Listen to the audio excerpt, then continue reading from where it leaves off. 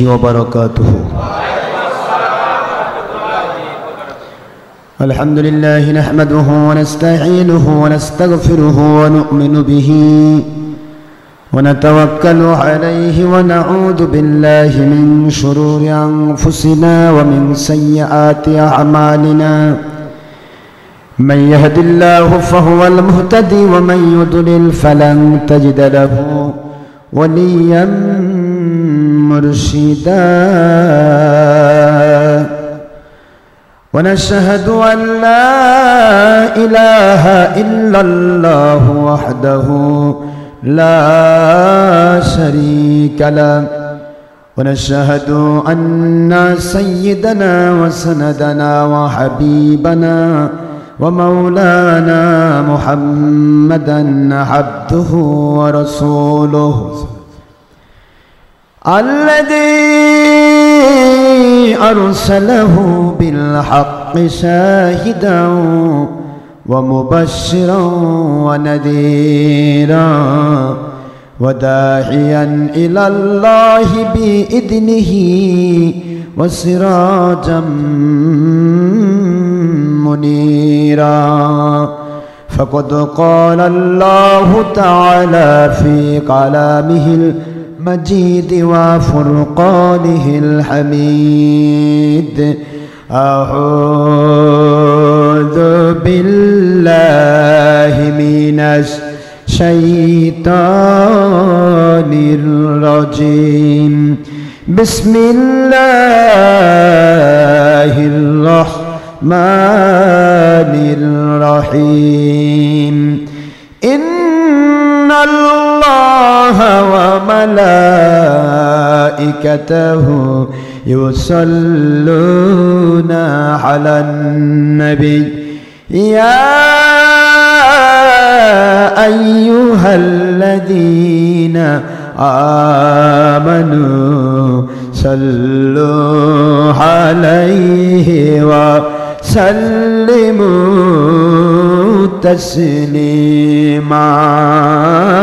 اللهم صل على سيدنا مولانا رسول الله وعلى آله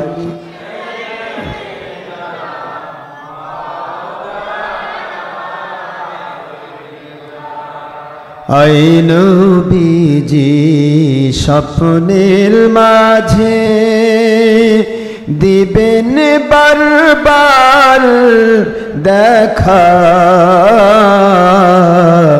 I হাবিবি রুহানিয়াতের হালে দিবেন বারবার দেখা। আই নবীজি রোজ হাসরে দিবেন মোদের দেখা। থাকিবি না কো বন্ধু স্বজন, থাকিবে না কো মা বাবা সন্তান, থাকিবে না কো দুনিয়ার সম্পদ। কাঁদব যখন একা। আল্লাহুম্মা সাল্লি আলা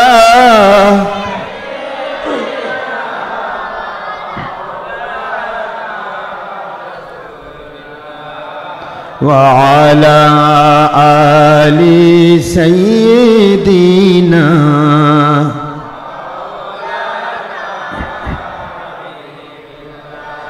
কোথায় রইলেন প্রাণের নবীজি,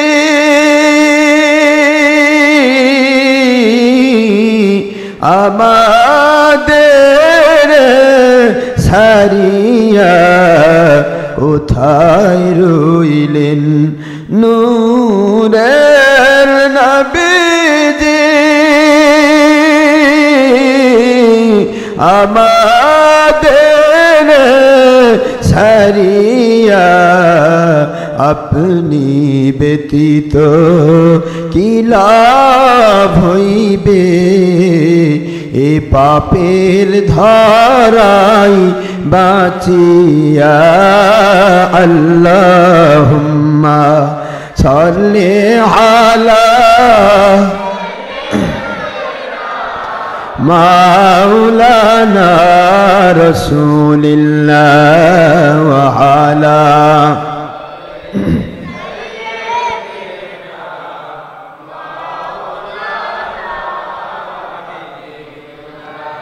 তুর পারে মূসা নবীজি জুতা খুলে গণ্য হন আমার নূর নবীজি ওনার জুতা মুবারকের ধুলাই আল্লাহর আরশ ধন্য হয় আল্লাহুম্মা সাইয়্যিদিনা মাওলানা রাসূলিল্লাহ ওয়া আলা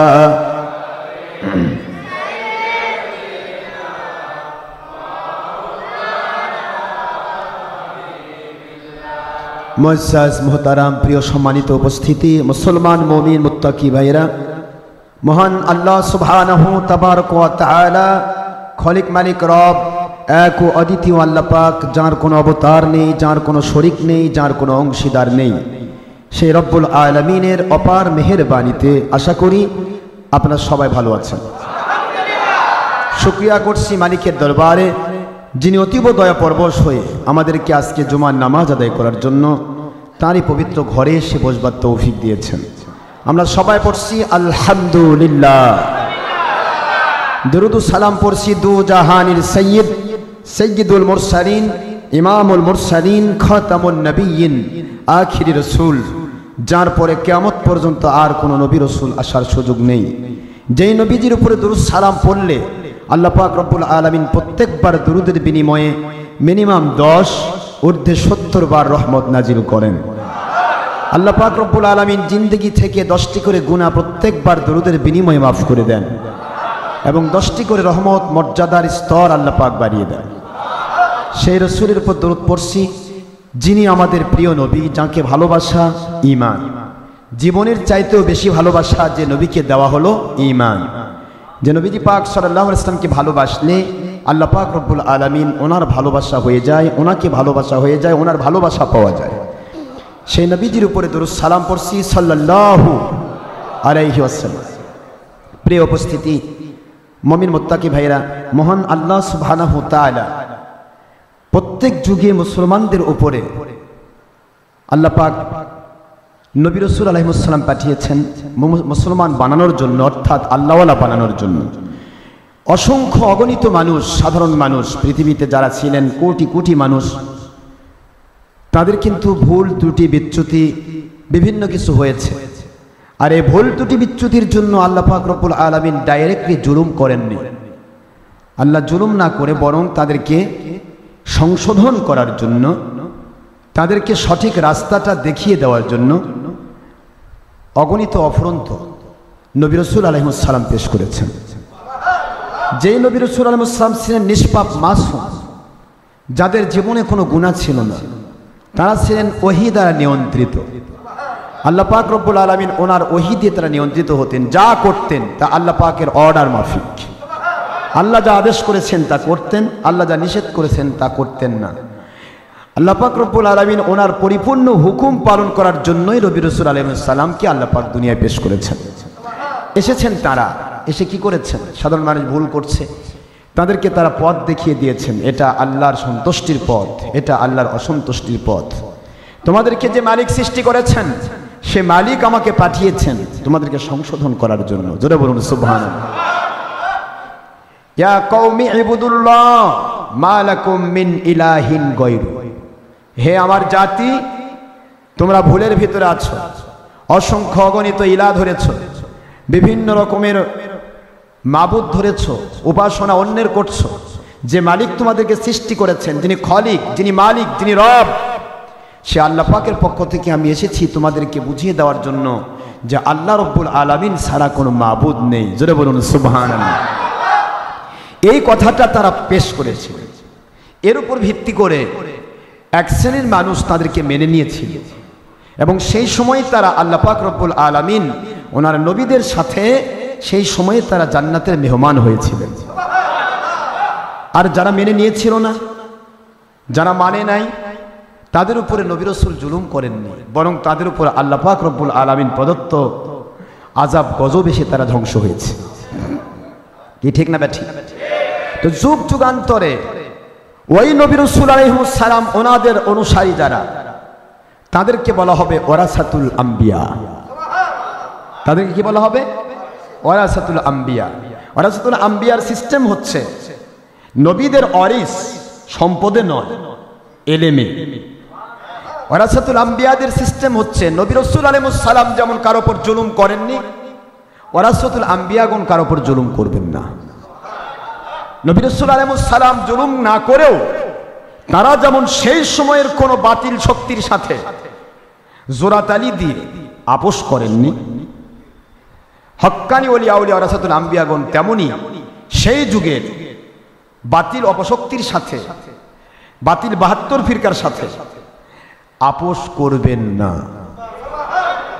এটা হলো ওয়ারাসাতুল আম্বিয়ার সেন্টার। ওয়ারাসাতুল আম্বিয়া যারা হবেন তারা নবী রাসূল আলাইহিস সালামদের সেই প্রেক্ষাপটটাই তারা গ্রহণ করবেন।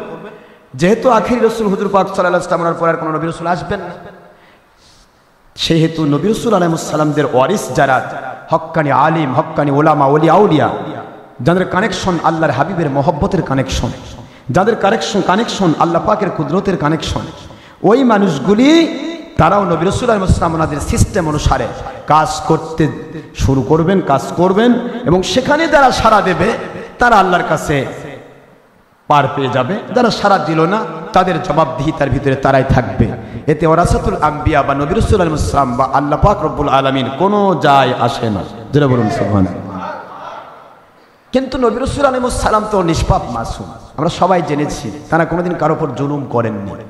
আজ পর্যন্ত শুনেছেন কোন নবী রাসূল কারো উপর জুলুম করেছে? কোনোদিন ইতিহাস আছে? জুলুম করেন। তাদের উপর যারা জুলুম করতে গিয়েছিল আল্লাহ পাকের গয়বে মদদ নাজিল হয়ে সেই জুলুমকারীরাই তারা নিস্তেনাবুদ হয়েছে। জোরে বলুন সুবহানাল্লাহ। জুলুমকারী নিস্তেনাবুদ হয়েছে। আপনারা সকলে জানেন প্রত্যেক নবী রাসূল আলাইহিস সালামদের উপরে বিভিন্নভাবে অন্যায়, অবিচার, অত্যাচার করা হয়েছে। এমনকি আল্লাহ পাক কোরআন শরীফের মধ্যে বলেছেন ওয়া ইয়াকতুলুনান নাবিয়্যিনা বিগায়রি হক।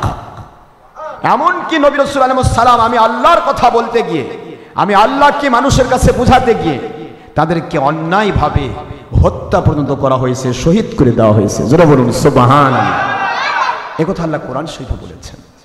তাহলে নবী রাসূল আলাইহিস সালাম ওনাদের ওয়ারিস যারা হবে তাদের জীবনটাও দুধে ভাতে নয়, তাদের জীবনটাও কিন্তু সকলের মুখে প্রশংসা নয়, বরং অন্যায় অবিচারকারীদের অন্যায় অবিচারের আওতায় তারাও পড়বে। এটা কিন্তু স্বাভাবিক যদি তারা ওয়ারাসাতুল আম্বিয়া হয়। আর ওয়ারাসাতুল আম্বিয়া যদি না হয় তাহলে বোবার শত্রু নাই। সত্য কথা বলা উত্তম জেহাদ, সত্য গোপনকারী বোবা শয়তান। গোপন করে যান, আজকে আপনি সত্য কথা বন্ধ করুন, আপনার বিরুদ্ধে কথা বলার একজন ব্যক্তি পাবেন না। সত্য বলুন, আপনার বিরুদ্ধে যত পক্ষে যত লোক থাকবে তার চাইতে ৭২ গুণ বেশি লোক আপনার বিরুদ্ধে থাকবে। কারণ হক ফেরকা কয়টা? জোরে বল। আর বাতিল ফেরকা সবই তো মুসলমান। সবাই কি? আন আব্দুল্লাহ ইবনে উমর রাদিয়াল্লাহু তাআলা قال قال رسول الله صلى الله عليه وسلم تفترق أمتي على 73 ملة كلهم في النار إلا ملة واحدة قالوا ومن هي يا رسول الله يا حبيب الله صلى الله عليه وسلم قال ما أنا عليه وأصحابي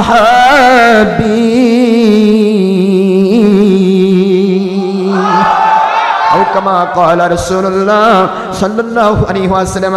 রাহু তিরমিজি, ইবনে মাজাহ, আবু দাউদ, বাজমুদ, মিশকাত, মিরকাত, তুহফাতুল আহওয়াজি। আল্লাহর হাবিবের এই সহিহ হাদিস শরীফ 1 নয় 2 নয়, তিরমিজি শরীফের 171 নম্বর হাদিস, আবু দাউদ শরীফের 4579 নম্বর হাদিস, মিশকাত শরীফের 30 পৃষ্ঠা সহ 105টি হাদিস শরীফের কিতাবে আসছে। আল্লাহর হাবিব বলেন, ওয়াচিরে অল্প সময়ের ভিতরে আমার উম্মতেরা নামাজ পড়বে, রোজা রাখবে, হজ করবে, যাকাত দিবে, আল্লাহ মানার দাবি করবে, রাসূল মানার দাবি করবে, কোরআন তেলাওয়াত করবে, কোরআন তেলাওয়াত করাবে, বিভিন্ন ভাবে ধর্মের লেভেলে চলবে সত্য, কিন্তু তারা হয়ে যাবে 73 ফিরকা। কয় ফিরকা? 73 ফিরকা হবে। 73 ফিরকার সবাই যদি জান্নাতি হতো, সবাই যদি আল্লাহওয়ালা হতো, তাহলে তো আর কোনো ভেজাল ছিল না। আল্লাহর হাবিবকে বলা হলো, ওমান হিয়া ইয়া রাসূলুল্লাহ, ইয়া হাবিবাল্লাহ, ও আল্লাহর বন্ধু, 72 ফিরকার সিম্পটম জানতে চাই না, আমরা নাজাতি ফিরকার সিম্পটম জানতে চাই। কোন দলটি জান্নাতি হবে, কোন দলটি নাজাতি হবে। এত কিছু করার পরেও যারা আপনার থেকে দূরে সরে থাকবে জাহান্নামী হবে, ওই বাতিল 72 ফিরকা জানতে চাই না, আপনার সত্যিকারের জান্নাতি রাস্তা জানতে চাই। আমার নবীজি বললেন, মা আনা আলাইহি ওয়া আসহাবি। আমার নবীজি বলেন, আমি এবং আমার সাহাবায়ে কেরাম রাদিয়াল্লাহু আনহুম ওনাদের মতের সাথে, পথের সাথে, ব্যাখ্যার সাথে, আমলের সাথে, আকীদার সাথে, চলাফেরার সাথে, ওনাদের কোরআন সুন্নাহর ব্যাখ্যার সাথে যাদের আমল, আকীদা এবং ব্যাখ্যাগুলি মিলে যাবে তারাই হবে জান্নাতি। তাহলে আমরা এখানে কি পাইলাম? কথাটা তো আমাদের নয়, আমরা ব্যক্তিগতভাবে তো কোনো কথা কাউকে বলতে পারবো না। বললেন কে? আল্লাহর হাবিব। আর আমার আল্লাহর হাবিবের কথা মানে আল্লাহর কুদরতি কথা, বোঝেন তো নাকি আপনি? তাহলে এটা হুজুর বললেন আজ থেকে 1450 বছর আগে। তাহলে 1450 বছর আগে নবী যা বলেছেন তা ঘটবে না ঘটবে না? তাহলে ইসলামের মধ্যেই কত ভেজাল দেখেন। আপনারা অত দূর যাবেন না। হুজুরের এই কথাটা ফলপ্রসূ হয়েছিল এজিদ বাহিনী আর হোসেন বাহিনীর মধ্যে। হোসেন বাহিনীর খেয়াল করছেন আপনারা? হোসেন রাদিয়াল্লাহু আনহু উনি ছিলেন উৎকৃষ্ট মানের একজন সাহাবী। কি জোরে বলুন? এজিদ সাহাবী, এজিদ পাপিষ্ট। তাই এজিদ পাপিষ্ট আর হোসেন তো কি সাহাবী। এজিদ সাহাবীর দুশমন বেঈমান আর হোসেন হলেন আওলাদে রাসূল। এজিদ সাহাবীর দুশমন কি? বেঈমান। সাহাবীর দুশমন কি? বেঈমান। আর হোসেন রাদিয়াল্লাহু হলেন সত্যের প্রতীক।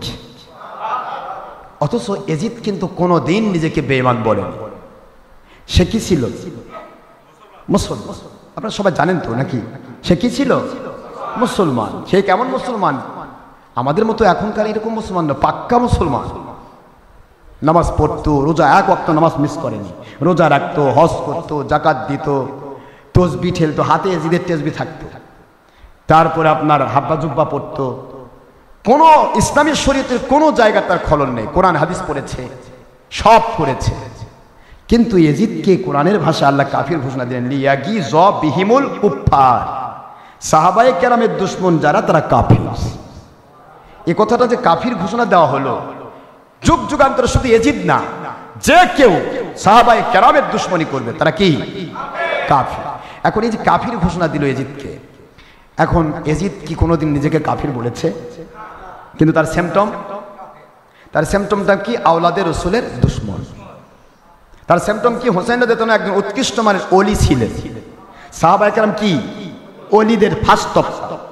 এ তবকায় পরে আর কেউ উঠতে পারবে না, এটা ফার্স্ট তবকা, উলিল আমর। তো উলিল আমর আল্লাহ বলেছেন 3 প্রকার মানুষকে মানতে। একটা আতিউল্লাহ, আতিউর রাসূল ওয়া উলিল আমরি মিনকুম।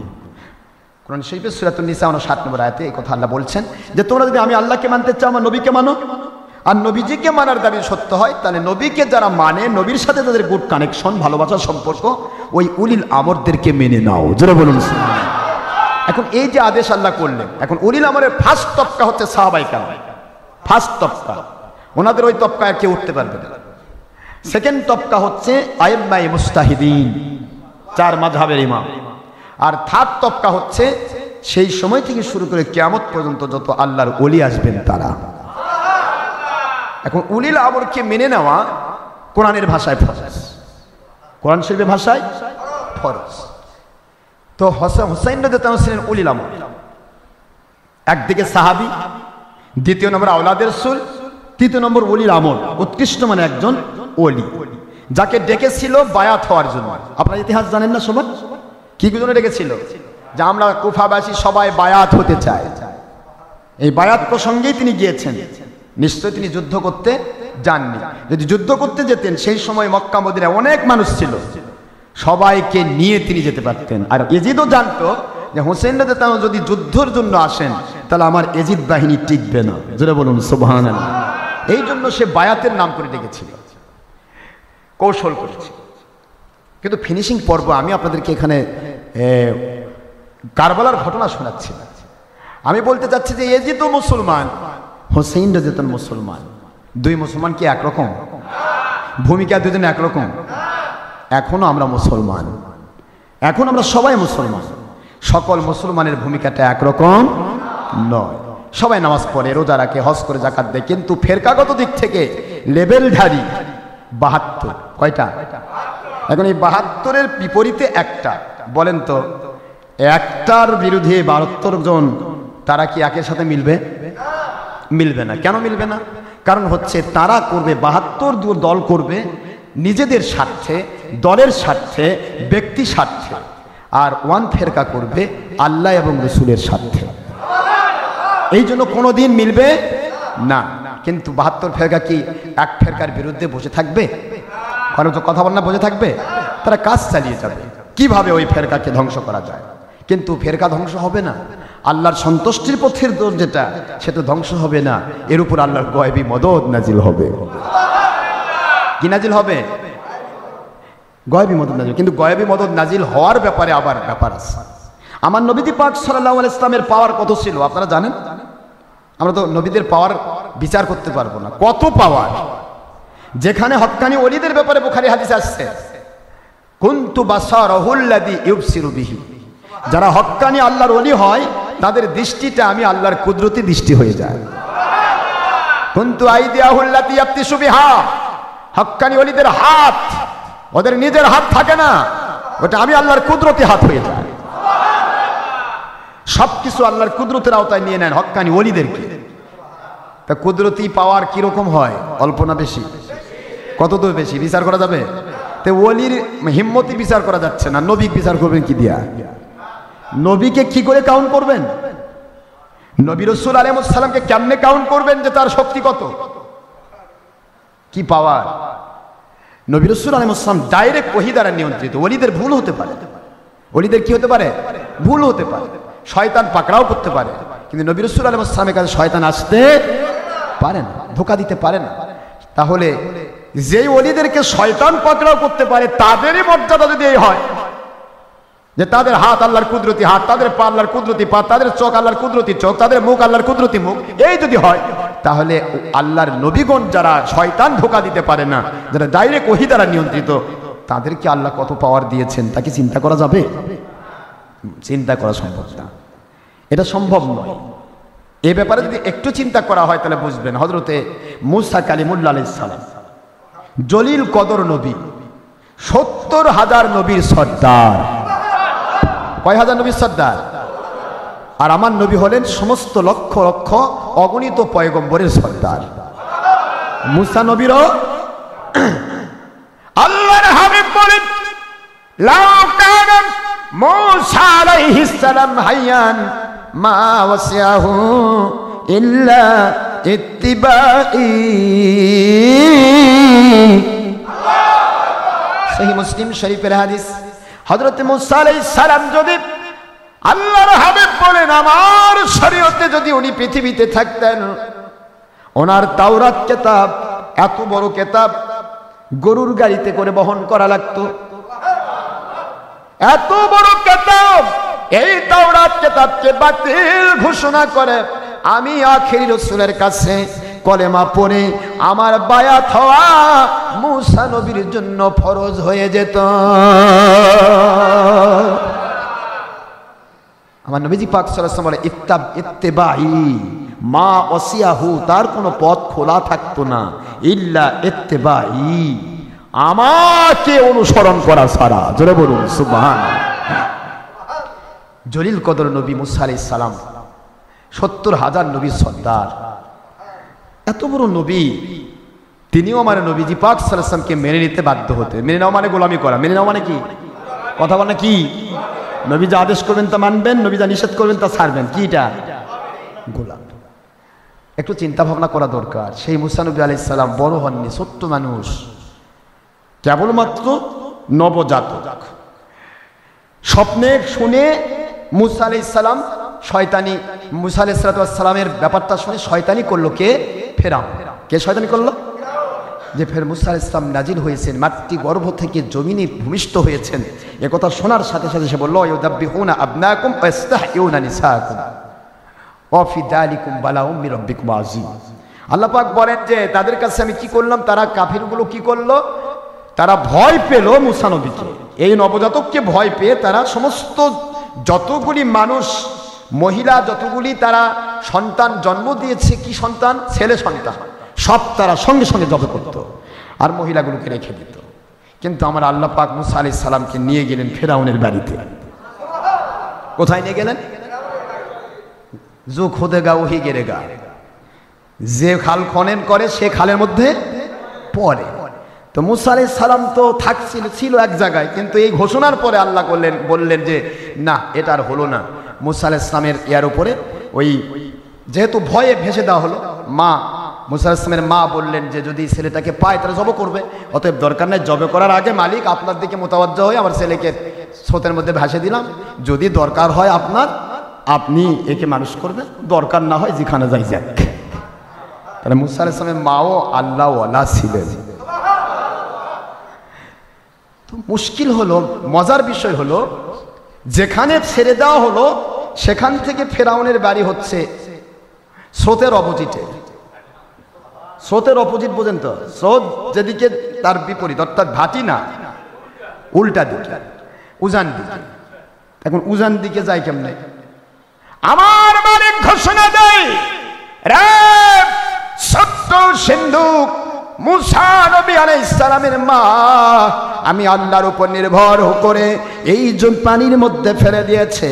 এই সিন্ধুকটা পরিপূর্ণ উজানের দিকে, ফেরাউনের বাড়ির দিকে রওনা দেবে। কোন দিকে গেল? উজানের দিকে যায়। আসিয়া তো গোসল করছে, তার সাথে বহু দাসী গোসল করছে, কারো দিকে যায় না, আসিয়ার দিকে দৌড়ায়। কোন দিকে যায়? আসিয়া চিন্তা করে, কে রে, একটা সিন্ধুক উজান দিকে চলে আসছে আমার দিকে, ব্যাপার কি, নিশ্চয়ের মতো কোনো ব্যাপার ঘটবে। আর আসিয়া আলাইহিস সালাম তো ছিলেন ডাইরেক্ট আল্লাহর ওলি। আজকে যে ভাইরা বলেন যে মহিলাদের জন্য স্বামী বড় ওলি, তাহলে আসিয়ার ওলি কে? ফেরাউন তো নাকি? কি কোন আপনারা? স্বামী বড় ওলি হয়? ভুল কথা বলবেন না, ভুল তথ্য দিয়ে মানুষকে ধ্বংস করবেন না। স্বামী যদি বড় ওলি হতো তাহলে আসিয়ার জন্য ফেরাউনই যথেষ্ট ছিল, মুসাকে ধরা লাগতো না। কথা বোঝেন আপনারা? আবার বলে বাবা মায় বড় ওলি, অনেকে বলে বাবা মা বড় ওলি, আর কোনো ওলির দরকার নাই, বাবা মায় তো ওলি। ঠিকই আছে, বাবা অবশ্যই ওলি, বাবা মার স্থান কেউ দখল করতে পারবে না, ওটা আলাদা জায়গা। কিন্তু বাবা মায় যদি ওলি হয় সবচেয়ে বড়, তাহলে আব্দুল কাদের জিলানীর আব্বা এবং আম্মা মাদার জাত ওলি। আব্বা আম্মা দুইজনে কি মাদার জাত ওলি, একবারে জন্ম থেকে ওলি। তারপরেও কিন্তু আব্দুল কাদের জিলানী রহমতুল্লাহ আরেকজন ওলির কাছে বায়াত হয়েছেন, হযরতে উত্তম তাবেঈ যিনি ছিলেন, মুস্তাহিদের মধ্যে উত্তম, যিনি আমাদের চার মাযহাবের বড় ইমাম, ইমামে আজম আবু হানিফা রহমতুল্লাহ আলাইহি, তার আব্বা আম্মা দুইজনই ছিলেন খালিস ওলি, খাস তাবেঈ। সমস্ত সাহাবীর সাথে তাদের দেখা হয়েছে। আর ইমাম আজম দেখা করেছে মাত্র 20 জনের সাথে। কয়জনের সাথে? 20 জনের সাথে। তাহলে সেই খাস আল্লাহর ওলি এবং তাবেঈ খয়রুল কুনের মধ্যে, তারপরেও কিন্তু ইমাম আজম রহমতুল্লাহ আলাইহি বলেছেন লাউলা সানাতান লাহালাকা আবু নুমান, আমি 2টি বছর হযরতে ইমাম বাকের রহমতুল্লাহ আলাইহি এবং ইমাম জাফর সাদিক রহমতুল্লাহ আলাইহি দুইজনের কাছে যদি আমি বায়াত না হতাম, তাহলে আমি আবু নুমান আমার এলেম সহ ধ্বংস হয়ে যেতাম। এটা সুবহানাল্লাহ জোরে বলবেন না? তাহলে কি বোঝা গেল একটু চিন্তা করে দেখুন। এটা আমরা বলি যাক, এদিকে আমি যাচ্ছি। ফেরাউনের স্ত্রীর দিকে গেল কে? হযরতে মুসা আলাইহিস সালামের সিন্ধুক, ছোট্ট নবজাতক এই মাত্র হয়েছে। আহা, নবজাতক শিশুকে নিয়ে ফেরাউনের স্ত্রী আনন্দ করতে লাগলেন যে আমার জীবনে আমার আল্লাহ সন্তান দেননি, এটা আমার আল্লাহ কুদরত থেকে দান করেছেন। তো এই সন্তান নিয়ে এসে আনন্দিত হয়ে ফেরাউনের স্ত্রী আনন্দিত হয়ে মিশরের রাজার স্ত্রী, এটা কি কত বড় কথা, বাড়িতে গিয়ে অনেক কিছু করলেন। ফেরাউনও খুশি, কারণ ফেরাউনের তো সন্তান নেই। ফেরাউন ছিল নিঃসন্তান, অর্থাৎ হিজরা, এই সন্তান নপুংস, সন্তান দেওয়ার ক্ষমতা ছিল না তার। তো নপুংস, সে তো সন্তান নেই, সে তো মহা খুশি। স্ত্রীকে বললেন, স্ত্রী খুবই সুন্দর, এত সুন্দর চেহারার সন্তান আমাদের দরকার আছে। দরকার আছে বলে কথা বলছেন না? তাই কোথায় গেল এটা? এই তো এনাকে মারার জন্যই তো সব মানুষ শেষ করলো, জবাই করে শেষ করলো, কিন্তু এনার দরকার আছে। কে বোঝাচ্ছেন? মালিক বলে জাগ দিয়ে ধরবো তোকে, তাকে তুই খতম করতে পারবি না। জোরে বলুন সুবহানাল্লাহ। মালিকের চেতনা, মালিক খলিক রব আল্লাহর কুদরতি ব্যাপার বোঝা খুবই কঠিন, খুবই কঠিন।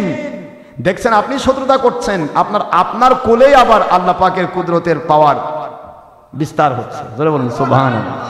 এই মালিকের কুদরত সবাই যুগ যুগান্তরের প্রশ্ন, এগুলি ইতিহাস, কোরআনের ইতিহাস, সুন্নাহর ইতিহাস।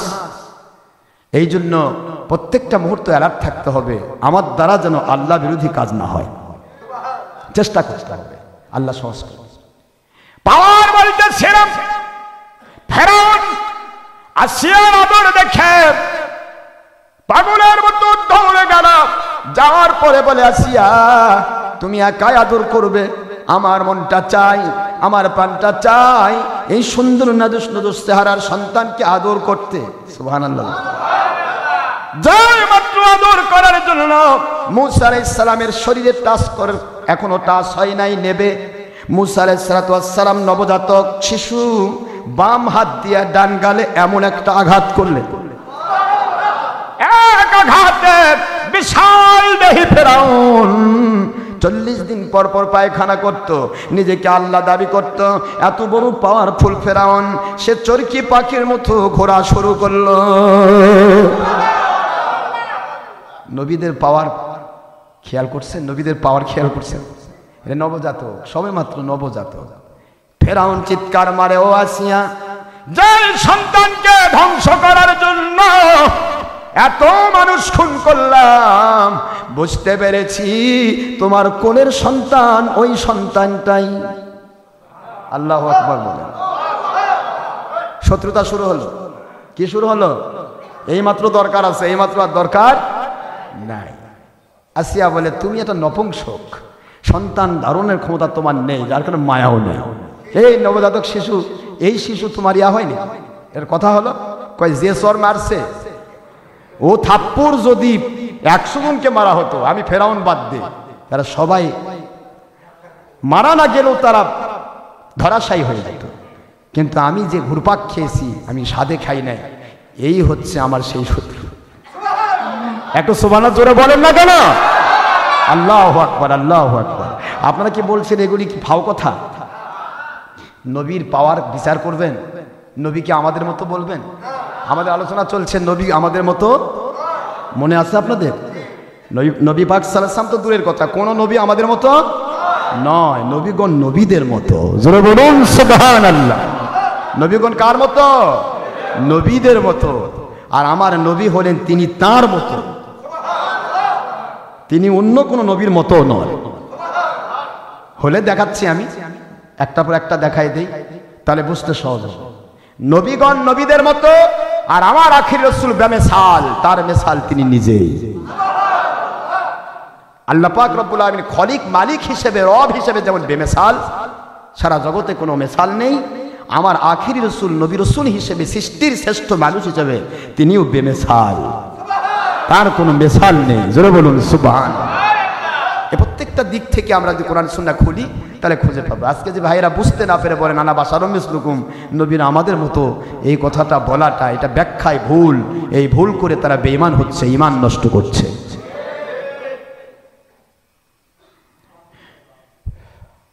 এখন মুসা আলাইহিস সালাতু ওয়াস সালাম তো মানুষ, আপনারা ছোট্ট মাসুম, আমাদের মতো মাসুম যারা, আমরা যখন মাসুম ছিলাম এরকম চর মারে তো মানুষ পাক খাওয়াইছে, কি কোন হ্যাঁ খাওয়াইছে কেউ পাক? ফেরাউনকে পাক খাওয়ান যাবে? তাহলে এটা করলো মুসা আলাইহিস সালাম। তাহলে মুসা আলাইহিস সালাম আর আমরা সাধারণ শিশু এক, একে তো বোঝা যায়। কেন নবীদেরকে আমাদের মতো বলবে? কোরআন শরীফের ভাষায় এক কথা আল্লাহ বলেছেন, ওই কল আল কাফিরুন, পরিষ্কার কোরআনের ভাষা, কল আল কাফিরুন, কল মানে বলতো, কাফিরুন মানে কাফিরেরা, মা আনতুম ইল্লা বাশারুম মিসলুনা, নবীগণ আমাদের মতো মানুষ ছাড়া আর কিছুই নয়। কাফিরেরা বলতো, কোরআনের ভাষা। তাহলে কাফিরের সুরে সুর মিলিয়ে যদি আজকে আমরা বাতিল ফেরকারা এই কথা বলি, তাহলে প্রমাণ হয়ে গেল 72 ফেরকা আর 1 ফেরকা। প্রশ্ন বুঝতেছেন আপনারা? তাহলে 72 ফিরকার প্রশ্ন হবে, সে বুঝেও বুঝবে না, সে বুঝেও না বোঝার ভান করবে, কোরআন হাদিসই বলবে কিন্তু ব্যাখ্যাটা হবে তার দলের পক্ষে। আর এক ফিরকাও বলবে কোরআন হাদিসই বলবে, তো ওই ব্যাখ্যাটা হবে আল্লাহ এবং রসুলের পক্ষে। এই হলো পার্থক্য, অন্য কোনো পার্থক্য নেই। বাতিল ফেরকা আর হক ফেরকার মধ্যে পার্থক্য কিছুই নেই। পার্থক্য একটাই, বা হক ফেরকার সিস্টেম হবে আল্লাহ এবং রসুলকে সন্তুষ্ট করা, আর বাতিল ফেরকার সিস্টেম হবে কোরআন হাদিস গুলে খাওয়াবেন। তার দলের পার্থক্য সে বুঝবে না, দলের ভুল বুঝবে না, তার দলের স্বার্থেই সে উল্টা বলে যাবে। আজও বলে যাচ্ছে না সব বাতিল, বলে যাচ্ছে না, এত ব্যাখ্যা দেওয়ার পরেও কোনোদিন কেউ কন্ট্রোল করার ক্ষমতা পাইল না, কিন্তু বলেই যাচ্ছে, যা বলার তা বলেই যাচ্ছে। উদ্দেশ্য হলো আপনি কোরআন হাদিস গুলে খাওয়াবেন, বুঝবে না, না বুঝুন, তাতে আমাদের যায় আসে না। রাতের অন্ধকার থাকতে হবে, না হলে আলো আপনি পার্থক্য করবেন কেমনে? কে ঠিক না ঠিক জোরে বলুন। এখন প্রশ্ন হলো, মুসা আলাইহিস সালাতু ওয়াস সালামের পাওয়ার আপনারা ছোট্ট একটু দেখলেন, শিশু মুসা। এবার মুসা আলাইহিস সালাতু ওয়াস সালাম বড় হলো, তার বাড়িতেই ফেরাউন পারলো না তাকে ফেলে দিতে, জানে যে সর খাইছি, এবার যদি যায় তাহলে হয়তো জীবনই চলে যাবে, এই জন্য পারলো না, রাখা হলো। মুসা আলাইহিস সালাম একটু বড় হলেন, ছোট্ট মাসুম, সবেমাত্র চলাফেরা করছেন।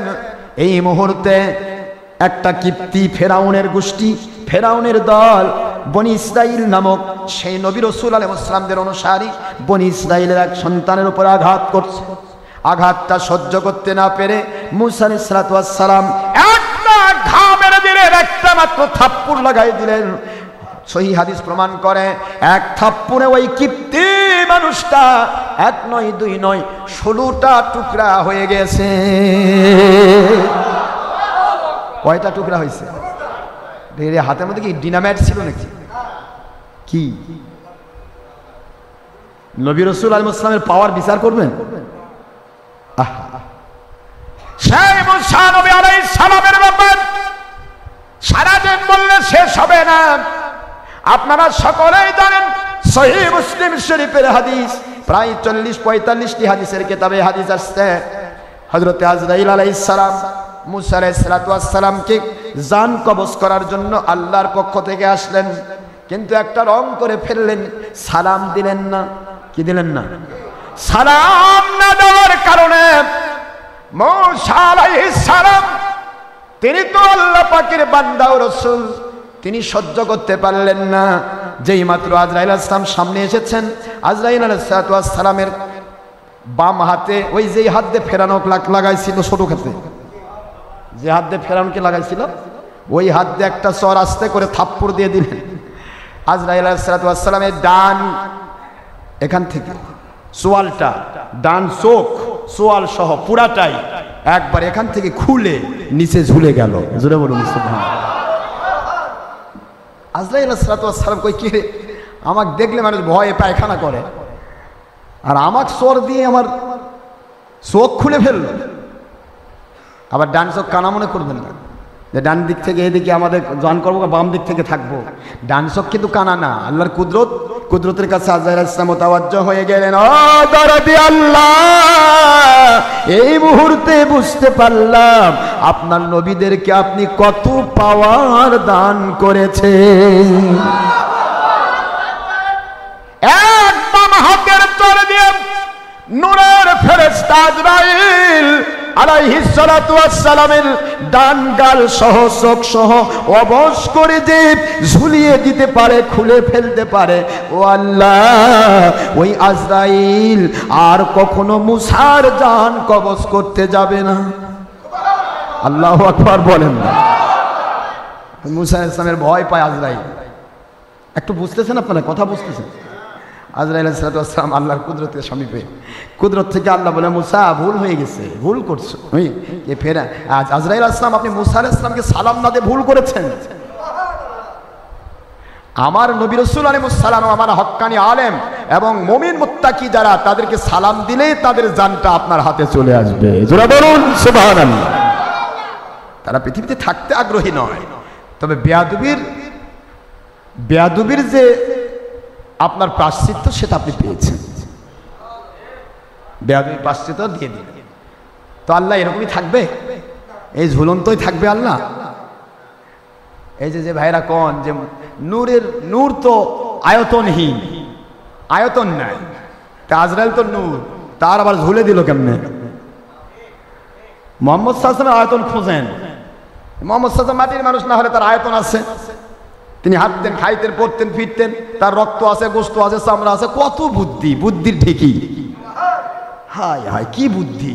কিন্তু রক্ত গোস্ত চামড়া যদি আল্লাহ মাটির মধ্যে সেটিং দিতে পারেন, তাহলে রক্ত গোস্ত চামড়া আল্লাহ নূরের মধ্যেও সেটিং দিতে পারেন। ও ক্ষমতা মালিকে কার, জোরে বলেন না কার? কত বুদ্ধি দিয়ে যুক্তি দিয়ে নবীকে মাটি বানাতে চায়, যেহেতু দলিল নাই, দলিল নেই তো, তা এখন যুক্তি দিয়ে তারা খণ্ডন করে বিভিন্ন কিছু। তা আজরাইল আলাইহিস সালামের চোখ খুলে গেল কেমনে? নূরের আবার চোখ খোলে নাকি? কথা বোঝেননি আপনারা না ভাই?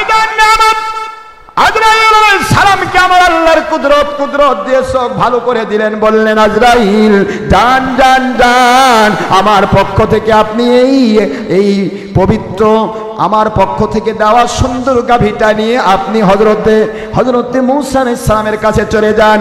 জান কবজ করার জন্য যাওয়ার দরকার হবে না, আপনি চলে যান, আমার মূসা নবী আলাইহিস সালামের কাছে গিয়ে বলবেন এই পবিত্র গাভীর হাতের শরীরের উপরে যে হাতটা উনি দেবেন, ওই হাতের নিচে যত লক্ষ কোটি পশম পড়বে, ওই পরিমাণ প্রতি পশমের বিনিময় আল্লাহ পাক এক বছর হায়াত তার বাড়িয়ে দিবে।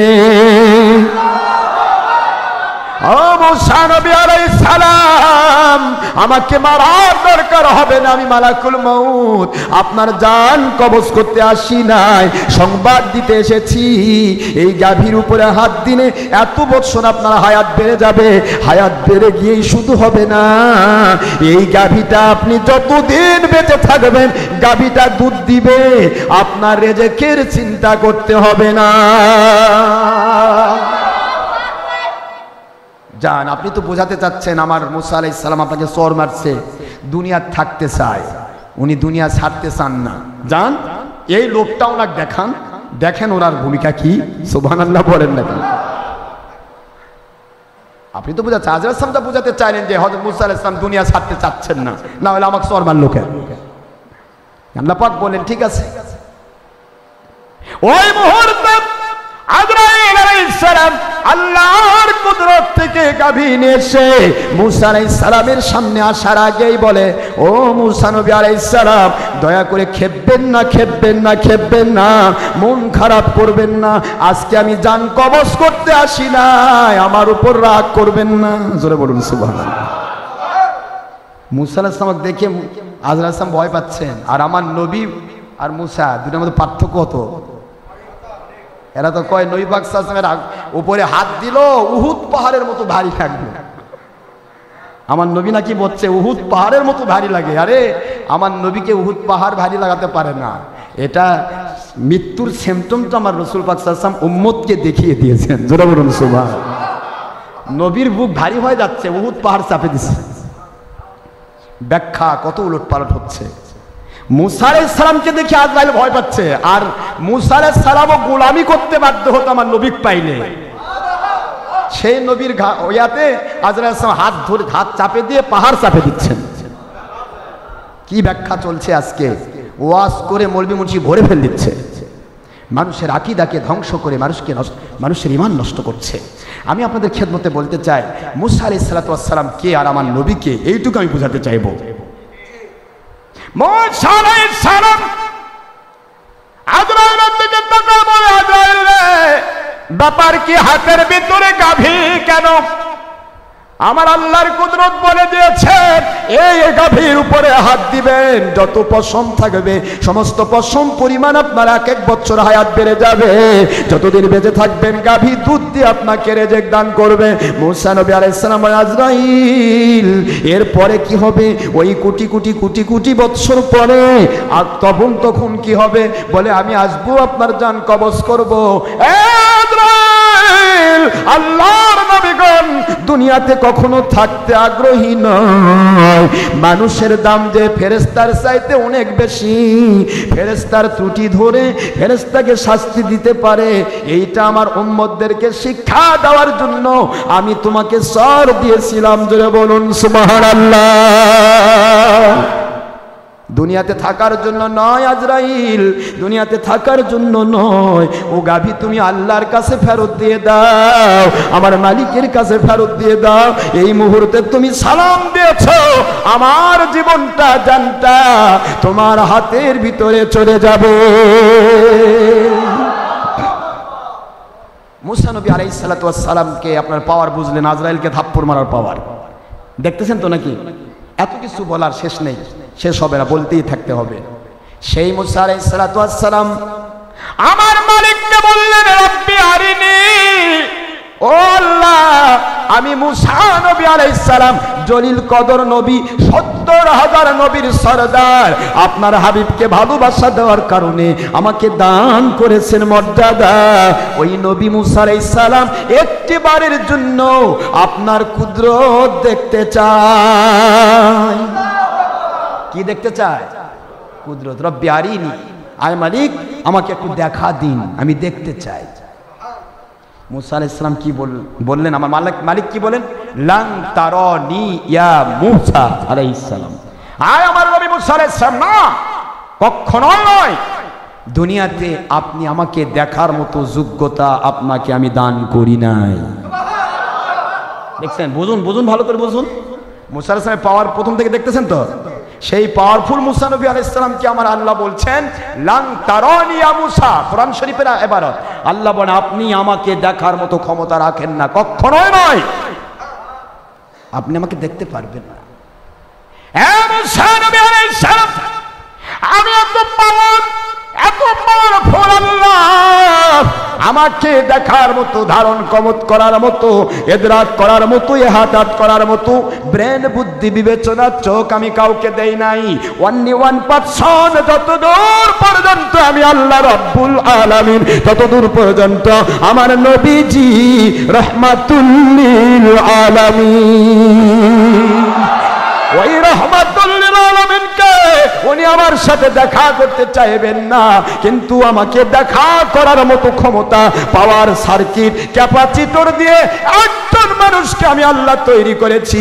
উনি আমার হাবিবি মুহাম্মদুর রাসূলুল্লাহ সাল্লাল্লাহু আলাইহি ওয়াসাল্লাম। আপনি দেখতে যাচ্ছেন দুনিয়ায়, জোর করতেছেন, কত কি করতেছেন, দেখা দিতেই হবে। আপনি দেখা দিলে কিছুই না, আপনি দিতে পারেন পাওয়ার, আপনি পারেন, জোর করছেন। আমি আল্লাহ পাওয়ার দিলাম আপনাকে, 70,000 নূরের পর্দার একটি পর্দা ছেড়ে দিলাম, আপনার পুরা পাহাড় সহ্য করতে পারলো না, তোর পাহাড় ভেঙে পুরে ছাই হয়ে গেল। আপনি আমার নবী না হলে, সাধারণ মানুষ হলে আপনি ধ্বংস হয়ে যেতেন। নবী বলে আপনি সম্বিত হেরে ফেলেছেন, আপনি বেহুশ হয়ে গিয়েছেন। নবী মুসা কালিমুল্লাহ আলাইহিস সালাম 70,000 নূরের পর্দার একটা পর্দার সামান্য নূর সহ্য করার ক্ষমতা আপনার নাই। এই ক্ষমতা আমি আল্লাহ আল্লাহ আপনাকে দেয় নাই, কিন্তু আমার আখেরি রাসূল হায়াতুন নবী নূর নবীজি মুহাম্মদুর রাসূলুল্লাহ সাল্লাল্লাহু আলাইহি ওয়াসাল্লাম, ওনাকে শুধু দুনিয়ায় নয়, ওনাকে শুধু আসমানে নয়, ওনাকে শুধু দ্বিতীয় তৃতীয় চতুর্থ পঞ্চম ষষ্ঠ সপ্তম আসমানে নয়, সিদরাতুল মুনতাহায় শুধু নয়, গোটা দুনিয়ার সব জায়গায় আমি দিদার দেওয়ার ক্ষমতা আমার ওনাকে, উনি দিদার পাওয়ার ক্ষমতা রাখেন। পাশাপাশি আমার পবিত্র আরশে আজিমে শুধু আমার আখেরি রাসূল নয়, ওনার শরীর মুবারক নয়, ওনার জুতা মুবারক নয়, জুতা মুবারকের তলায় পড়ে থাকা দোলা গলি দিয়ে আমার আরশে আজিম আমি আল্লাহ ধন্য করব।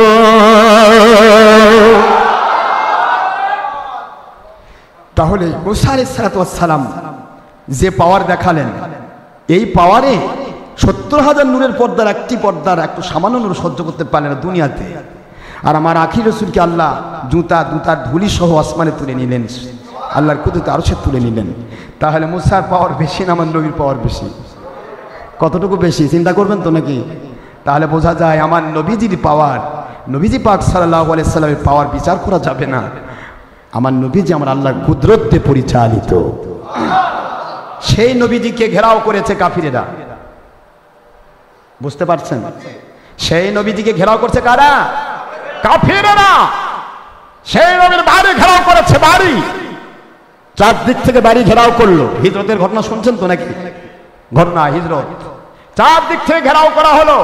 আমার নবীজি যদি ফু দেন একটা, সব ফিনিশড হয়ে যেত। কথা ঠিক না? কি পাওয়ার! আঙ্গুল, হাতের আঙ্গুলের ইশারায় ডুবন্ত সূর্য উঠে যায়, হাতের আঙ্গুলের ইশারায় আকাশের চন্দ্র দ্বিখণ্ডিত হয়। ওই নবী হাত দিয়ে একটু বালু ছেড়ে দিলেন,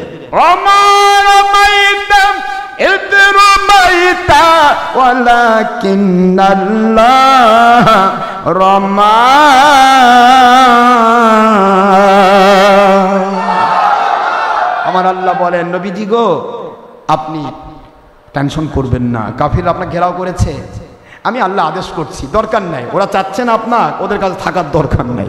সুবহানাল্লাহ পড়বেন না? আল্লাহ পাওয়ার থাকলেও ব্যবহার করা যায় না মালিকের অর্ডার ছাড়া। কথা কি বুঝতে পেরেছেন? মালিকের আদেশ ছাড়া পাওয়ার থাকলেও নবীগণই ব্যবহার করতে পারেননি, ওলিগণ পারবে কেমনে? যখন আদেশ হয় তখন সাইজ হয়। কথা কি বুঝতে পেরেছেন? এখানে আমার আল্লাহর আদেশ নেই, আল্লাহর আদেশ একটাই, আপনি এক কাজ করেন হুজুর, ও আমার নবীজি, ও আমার প্রিয় হাবিবি, আমার বন্ধু, আপনি একটু বালু নেন, হাতে নিয়ে ছেড়ে দেন, বাকিটা আমি দেখতেছি। হুজুর পাক সাল্লাল্লাহু আলাইহি ওয়াসাল্লাম হাতের মধ্যে একটু বালু নিলেন, আস্তে করে ছেড়ে দিলেন। আমার মালিক বলেন, আপনি শুধু বালুটা ছেড়ে দিয়েছিলেন, আর মুসলমানদের চোখ বাদ দিয়ে কাফিরদের চোখে চোখে পৌঁছে দেওয়ার দায়িত্ব আমি আল্লাহর কুদরতি হাত গ্রহণ করেছিল। সুবহানাল্লাহ জোরে বলুন। নবীজি পাক সাল্লাল্লাহু আলাইহি ওয়াসাল্লাম হাত দিয়ে বালু দেওয়া, এটা আল্লাহর কুদরত, পৌঁছে দিল চোখে। ওরা চোখ ঘষা শুরু করলো, এই এক একটা বালুর কোনা ডিনামাইট হিসেবে ব্যবহার হলে ওরা সব ফিনিশড হয়ে যেত, কিন্তু মালিক তা করলেন না। বুঝাতে চাইলেন পাওয়ার থাকলেই ব্যবহার করা যায় না, মালিকের আদেশ অনুসারে করতে হয়।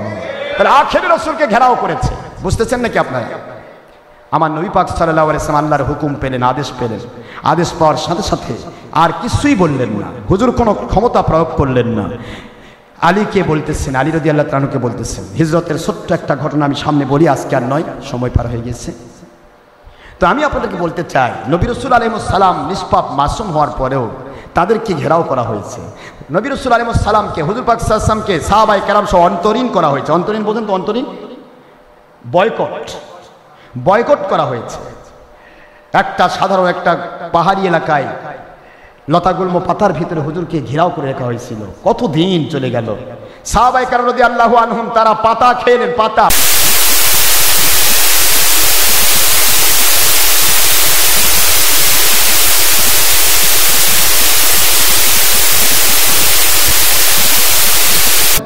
আমার নবী পাক সাল্লাল্লাহু আলাইহি ওয়াসাল্লাম স্টিল ইচ্ছা করে জান্নাতি খাবার সাপ্লাই করতে পারতেন, এই ক্ষমতা ছিল না? আচ্ছা, এগুলি কি, এই দৃষ্টান্তগুলির উদ্দেশ্যটা কি? হুজুর বলেন যে আমি তো চাইলেই পাবো, কিন্তু যুগে যুগে আমার মুসলমানরা বিপদে পড়বে, তখন তো তারা চাইলেই পাবে না। যার কারণে সেই সময় তারা যারা ধৈর্য ধারণ করতে পারে, আর ওই ধৈর্যের ফল হিসেবে আসবে আল্লাহর কুদরতি বিজয়। এই ধৈর্য শিক্ষা দেওয়ার জন্য হিজরতের রাত্রে এত পাওয়ার থাকার পরে আমার নবীজি একটা পাওয়ার খাটালেন না। অন্তরিনের ভিতরে বরকতের ভিতরে হাজার আল্লাহর হাবিবের হাজারো পাওয়ার ছিল বের হয়ে যাওয়া, হুজুর বের হলেন না। হিজরতের রাতে হুজুর পাক সাল্লাল্লাহু আলাইহি ওয়াসাল্লাম মক্কা ছেড়ে মদিনায় চলে গেলেন। এই সব কিছুর মূলে একটাই কারণ, আপনাকে আমাকে শিক্ষা দেওয়া। আমরা যেন হকের উপর ইস্তেকামত থাকতে গিয়ে বাতিল পক্ষ থেকে, বাতিল 72 ফেরকা থেকে, এজিদ বাহিনী মুসলমান নাম থেকে যারা বাতিলতা করবে তারা এজিদ বাহিনী, আর নন মুসলিম থেকে যত প্রকার আক্রমণ আসবে, যত রকমের হয়রানি পেরেশানি আসবে, সমস্ত পেরেশানিতে আল্লাহর হাবিবের সেই উম্মতেরা যদি ওই জায়গাতে একটু চিন্তা ভাবনা করে আল্লাহমুখী হয়ে যায় আর তারা ধৈর্যের সাথে সেগুলি মোকাবেলা করতে থাকে, আল্লাহ পাক রব্বুল আলামিন বলেন, গয়বী মদদ আমার নবীর উপর যেমন করেছি তোমাদের উপরে তেমনি গয়বী মদদ নাজিল করব। ইয়া আইয়ুহান নাবিয়্যু হাসবুকাল্লাহু ওয়া মান ইত্তাবা'আকা মিনাল মুমিনিন।